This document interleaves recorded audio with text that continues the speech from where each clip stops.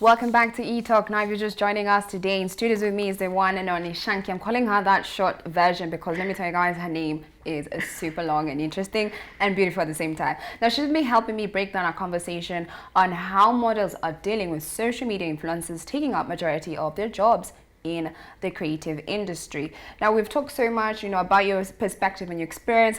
Now, I wanted to go back to your modeling career, your modeling experience, and just try to understand from your perspective, what can the Kenyan modeling industry do to give individuals like you a chance to work with global companies and just generally work in global spaces? Because I feel like when I'm doing my research on models, I'll find maybe 4, 3, 2 who've worked with Italian companies. You get what I mean? It's just not a big number as compared to Nigeria. Nigeria is doing amazing in that. Yes. Okay, one thing I'd say, there are actually 3 factors. There's corruption, which goes hand in hand with discrimination. There's also sexual harassment and colorism, as I said before. Colorism being that you have to you're boxing Africans or other African ladies in this spectrum of you're not black enough to represent Africa in this runway show, or this fashion show.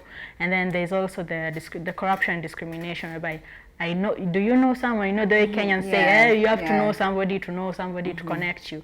So there's also that, which actually demoralizes. So you're just like, let me do projects for my friends, because even if it's free, I'm building my portfolio.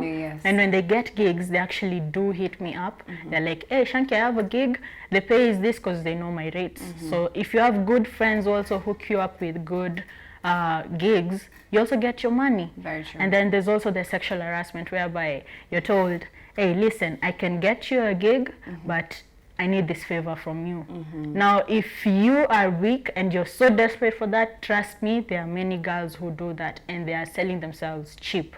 Because you're really fighting for something, because you've trained for it, you've invested in yourself, and then somebody tells you so that you get it. It's not like you don't deserve it. So that you get this position, I want you to do this and this with me. And it's actually disgusting. It makes it very difficult. And I don't know if people actually even have, I don't know if models actually even have somewhere they can report to. There's actually another lady who talked about it on Instagram, and she says she's no longer doing anything with any local fashion shows because they're not paying. And even if you do the event, they pay delays, and you're like, when I came for the rehearsals, I was there on time. The show, I was there on time. You're not paying me, then what's the problem? What's the problem? And then when you go forward with it, they tell you you're problematic. So you won't book gigs because they'll tell the people, when it comes to payment, this one, she's very swift with it. So don't book her. She's trouble. Yet they're keeping your money, and it's yours. You've worked for it. The contract says get paid after a certain duration of time. So. And why do you think, is it the fact that they just don't see, the art in models, or just don't believe in models, that they feel like they need to pay you this small amount? Because I have seen how in the modeling industry, they're paid as little as 3K to even do a runway, even 1,000 Kenyan shillings. Now, runway, may I just tell you this outwardly, the least you should be paid for a runway gig is 15K. As a model, trained model, whether you've trained at home or with an institution, the list is 15K. I'd say the fish rots from the head. So the system is corrupt. If we just start with the officials who are corrupt, who are not even looking out for us as models, because people are greedy, and you're wondering, why not just encourage us so that the industry can grow, so that even if it grows, even if you're greedy, you'll have your cut, but also somebody is eating.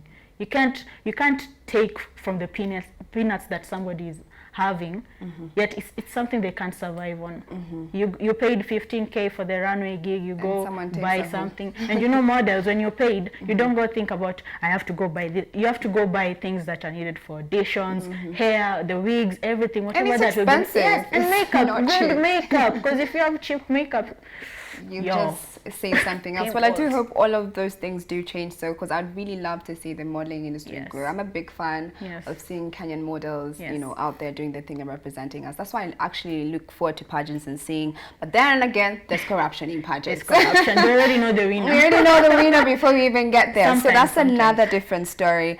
You mentioned you're a freelancer. Yes. But have you ever worked with an agency before?